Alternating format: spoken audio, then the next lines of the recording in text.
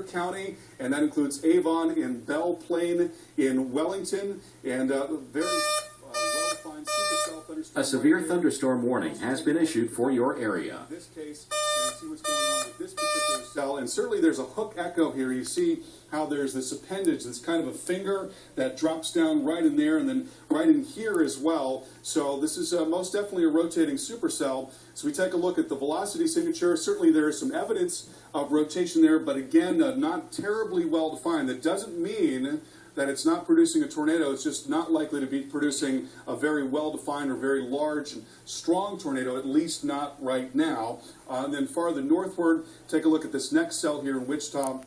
And this thing has been one heck of a hail producer in addition to producing that large wedge tornado. Looking at the velocity signature right now, you see that again here we don't see a really well-defined velocity signature, but still we're looking at this incredible returns here on the northeast side of town. Look at that.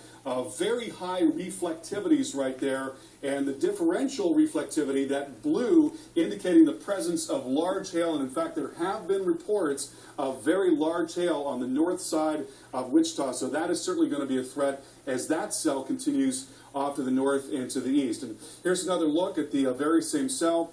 Again, a tornado warning continues on that cell for Sedgwick County until 4:15, and here is our hail tracker, and you can see, look at that hail tracker indicating now the possibility of 3 to 4 inch hail on the north side of Wichita as that lifts up past 235 and just to the north of 35. So it is rough out there, and we expect that this is going to continue for some time yet, and there again, a high definition look at that cell. So the ingredients today, well, we've got plenty of warm and humid air coming up from the Gulf of Mexico, storms firing along the dry line, colder air aloft now coming in that increases the instability, and then you've got this very strong jet stream, and that is a big part of why the storms are rotating. That produces the wind shear that is necessary for supercell thunderstorms, and this is a product from the Storm Prediction Center. What they've done here is they've taken several high-resolution mesoscale models and they've combined their output to show you